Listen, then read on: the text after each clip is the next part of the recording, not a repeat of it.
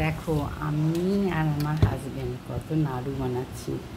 নাড়ুটা গুড়ের বলে কালারটা কেমন হয়েছে দেখো একটু, কিন্তু চিনির বললে এটা বেশ সাদা সাদা হবে।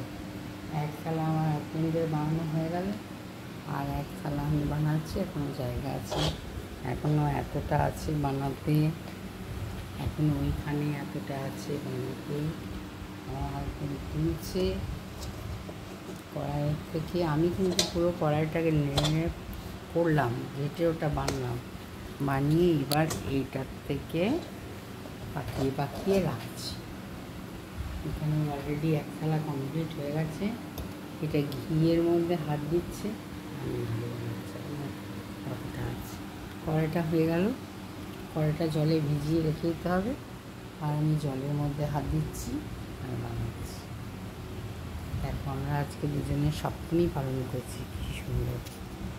Tata, by.